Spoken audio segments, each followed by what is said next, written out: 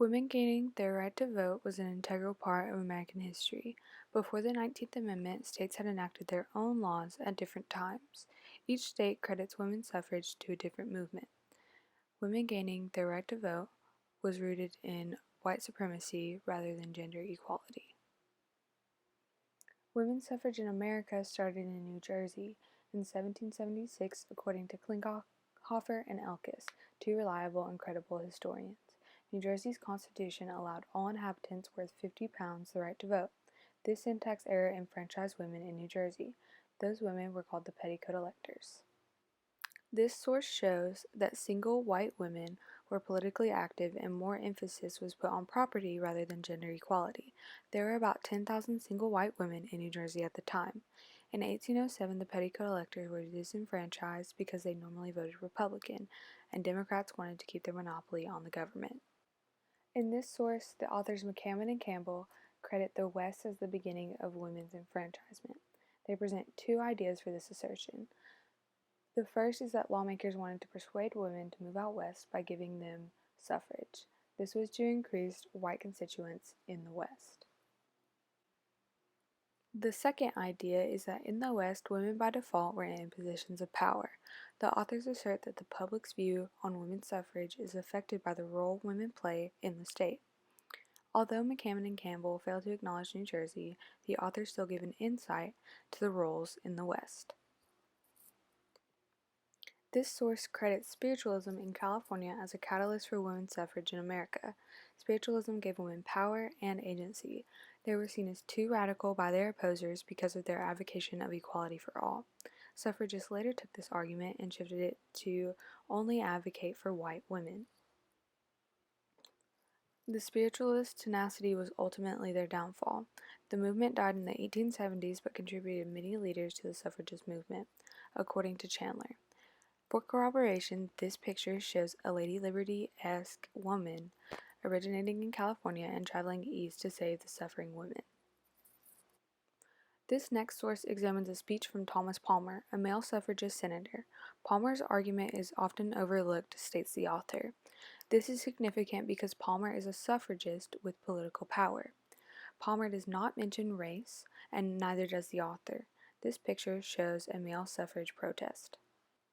The author of the fifth article, Tracy Denise, examined suffrage in Florida. Lawmakers for women's suffrage will lead to equal black suffrage, so they implemented the grandfather clause to entertain the possibility of women enfranchisement. Denise also cites white supremacy as a factor of women's suffrage, which some sources exclude. The sixth source examines women's suffrage as an international issue. Markoff shows that in some countries women were allowed to vote but didn't. Lawmakers intentionally kept women from voting until necessary and were seen as political gain. The picture here is a pamphlet from the International Women's Suffrage Congress. Markoff also mentions New Jersey. While New Jersey was an anomaly in America, gender-neutral syntax was common internationally. If voting laws were gender-neutral, they would later exclude women. Markoff still believes New Jersey is unique because a large portion of white women participated in voting. Felicia Watkins, a credible Afro-American history professor, challenges the belief that black men oppose women's suffrage. She concentrates on W.E.B. Du Bois, who endorses other black men to support the movement. Du Bois was a man in power and could have aided the suffragist agenda. In the history of women's suffrage, people of color are often overlooked. Suffragists believe equal black suffrage would anger the South, so they pushed a white agenda, claims Watkins. This source examines a black view of women's suffrage. The picture shows black suffragists, which other sources seem to omit. McRae demonstrates Georgia's large anti-suffragist movement. As shown in Florida by Denise, lawmakers were afraid women's suffrage would lead to black suffrage. McRae makes the claim that women's suffrage was rooted in white supremacy. This picture shows anti-suffragist propaganda. Women were at the center of defining New South politics. The white Southern identity became vulnerable. People feared women would become less domestic and the household would collapse. This picture shows a group of male anti-suffragists who appear to be elite. In the 9th article, Stevenson highlights the role of women in the anti-suffragist movement. They put a heavy emphasis on the domestic role of women. This is corroborated in the McRae article on Georgia's anti-suffragist movement. Anti-suffragists made a lot of propaganda during this time, and some is shown here. Most anti-suffragists are thought to be men, but in Massachusetts there were a high number of women involved.